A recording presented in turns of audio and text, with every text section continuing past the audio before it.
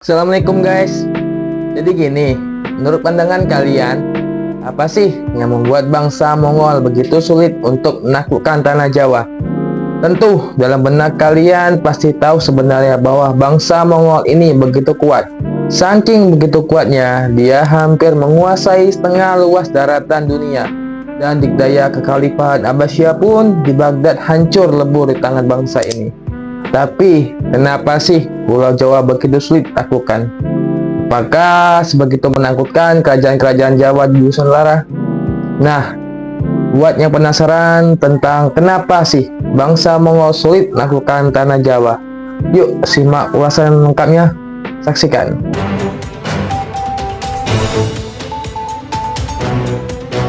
Penaklukan dinasti Song pada 1279 oleh tentara Mongol di bawah perintah Kubilai Khan membuat seluruh Tiongkok tunduk di bawah bendera dinasti Yuan. Mungkin itu menjadi kesuksesan militer terbesar sekaligus terakhir bagi Kekaisaran Mongol. Kendati demikian, hal itu masih selangkah lagi menuju ambisi utama Kubilai Khan, yaitu membuat dunia mengakui kejayaannya. Tak ada alasan khusus kenapa harus menaklukkan suatu negara. Ia hanya harus melakukannya. Kublai Khan bukannya jenius secara intelektual, tapi dia mempunyai kemampuan sebagai CEO terbaik sepanjang masa. Dia mewarisi kemampuan mengorganisir dari kakeknya, yaitu Genghis Khan. Ketika kakaknya berkuasa, dikirim ke selatan untuk menundukkan kerajaan Nanchao di Yunan. Pada 1253, dia berhasil menguasai seluruh daratan tinggi Yunan dan sampai Hanoi. Setelahnya, Kubilai Khan menghajar wilayah utara di mana pusat pemerintahan dinasti Sung berada.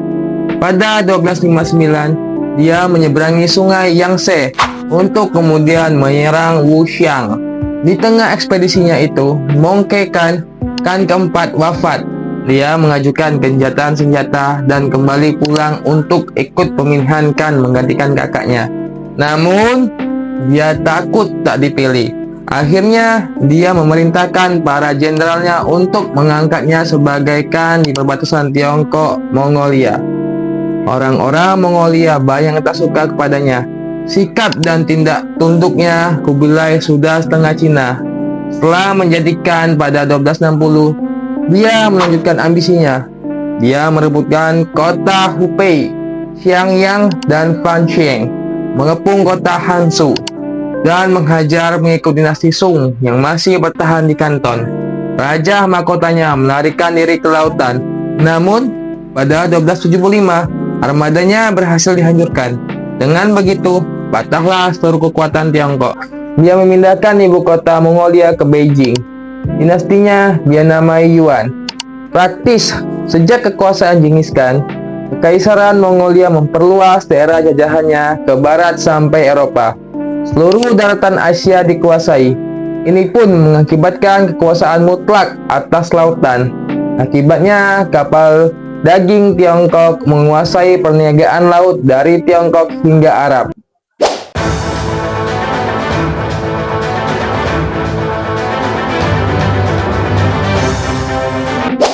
John Mann, seorang sejarawan Inggris, memuji sang kaisar sebagai orang yang pandai menilai karakter. Seperti kakeknya, dia memperkerjakan orang-orang yang dia anggap lebih pandai darinya. Dia tak ragu menempatkan orang-orang di sekelilingnya dari asal-usul yang berbeda. Pedagang muslim misalnya, dia diangkat sebagai administrator keuangan. Dia juga memperkerjakan 66 orang Uighur. 21 diantaranya menjadi pejabat daerah yang menduduki distrik-distrik di Cina.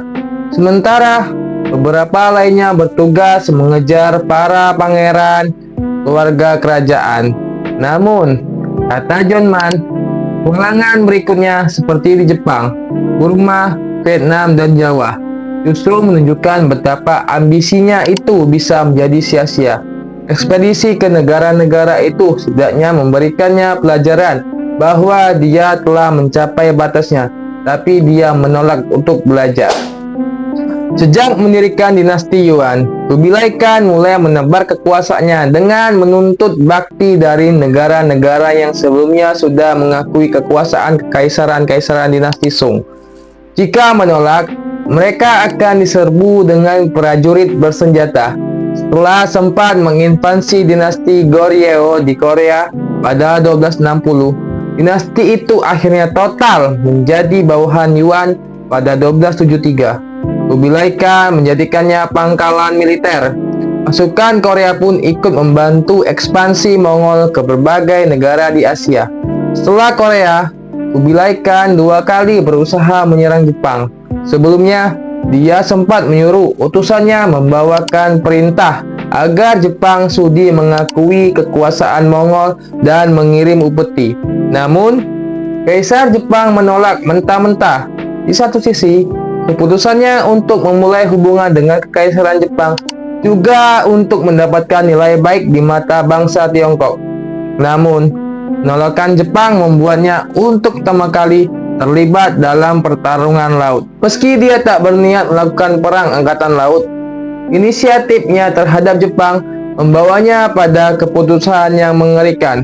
Lalu benar saja, kedua upaya tersebut digagalkan oleh cuaca buruk dan cacat dalam desain kapal. Armada mereka hancur. Upaya pertama pada 1274 dengan armada 900 kapal yang terdiri dari tentara Korea dan Mongolia masih tak menyerah.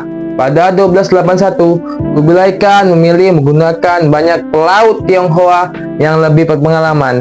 Namun, lagi-lagi kandas akibat serangan topan. Ekspedisi ke daerah lain lebih berhasil, seperti Annam, Kamboja, dan Champa. Mereka memilih mengirim upeti dan mengaku tunduk kepada Kubilai Khan. Namun, dia tak puas sampai di situ.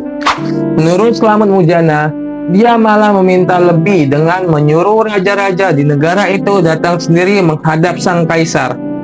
Tentu ini tak selalu direspon sesuai keinginannya. Oleh karena itu, di antara 1280 sampai 1287, dia mengirim tentaranya ke Annam, Kamboja, dan Burma.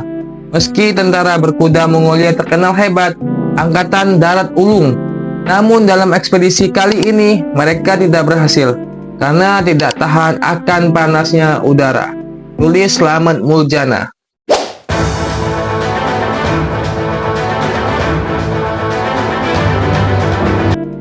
Jawa tak luput dari incaran Mongol. Pada 1280, 1281, dan tahun 1286, Kubilai Khan mengirim utusan ke Singosari untuk meminta sang raja mengakui kekuasaannya. Raja Kartanegara yang sadar akan keagungannya dan kekuasaannya tidak sudi untuk menyerah. Utusan Mongol terakhir datang pada tahun 1289, namun mukanya justru dirusak. Akibatnya, angkatan perang Mongol berlayar menuju Jawa 1292. Mereka dipimpin oleh Sibi, Ikimese, dan Gaoxing. Dua nama pertama orang Mongol, yang ketiga adalah orang Tionghoa. Ketika Kaisar Sizu melakukan orang-orang barbar di keempat penjuru dunia dan mengirimkan para perwira ke berbagai negara di seberang lautan, Jawa adalah satu-satunya negara yang harus diserang dengan sebuah angkatan perang. Dari berita Cina, tentara Mongol sampai ke Majapahit pada 1 Maret 1293. CB mereka mendarat di Tuban, mendirikan perkemahan di tepu Sungai Berantas. Ikimese mengirim 3 orang perwiranya ke perkampungan baru Majapahit untuk menyampaikan pesan agar Raden Wijaya tunduk dan mengakui kekuasaan Kubilai Khan.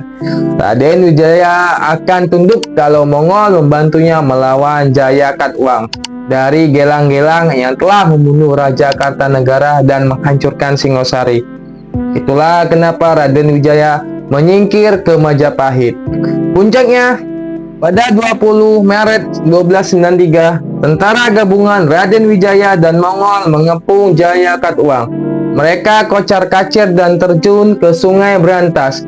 Lebih dari 5.000 pasukan mati terbunuh. Jaya Katwang mundur ke istana bersama pengikutnya. Namun, dia berhasil dikepung. Sorenya, dia pun menyerah. Setelah kemenangan itu, Raden Wijaya minta izin pulang ke Majapahit. Dia beralasan ingin menyiapkan upeti bagi kaisar. Dia pulang dengan dikawal 2 perwira dan 200 prajurit. Yang terjadi berikutnya tak pernah diduga tentara Mongol. Raden Wijaya justru berbalik menyerang prajurit Mongol yang mengiringinya. Dia juga menyerang tentara Mongol yang berkemah di Daha dan Canggu yang tengah berpesta merayakan kemenangan. Mereka mundur ke laut dalam kejaran pasukan Majapahit. Lagi-lagi, iklim Asia Tenggara tak pernah bersahabat bagi tentara Mongol. Setelah berhasil menyapu bersih tentara Jaya Katuang, mereka tak kuasa bertahan menghadapi pasukan Raden Wijaya. Mereka hanya mampu tinggal selama 4 bulan di Jawa. Pada hakikatnya, terik matahari daerah Katulistiwa yang mendorong Raden Raja mengusir tentara Tartar dari Jawa. Tulis Slamet Muljana. Mongol kehilangan 3.000 prajurit, panglimanya Sinbi dan Iki Mese dihukum. Sisanya kembali ke Tiongkok pada 24 April 1293. 2 tahun setelah Kartanegara dihabisi Jaya Katuang, Kublai Khan wafat pada 18 Februari 1294. Ambisinya akhirnya tak melulu terpenuhi. Kendati demikian, pasukan Mongol tak pernah pulang dengan tangan kosong. Mereka membawa lebih dari 100 tawanan, peta, daftar penduduk, surat bertulis dari Bali, dan barang lainnya yang bernilai sekitar 5.000 tael perak. Nah, bagaimana menurut kalian tentang fenomena barusan yang saya sampaikan? Apakah dalam pikiran kalian bahwa bangsa kita begitu kuat dan kuasa dalam menahan dikdayanya bangsa Mongol? Silakan komen ya jika ada pendapat kalian tentang pembahasan tadi. Oke, itulah pembahasan yang bisa saya sampaikan.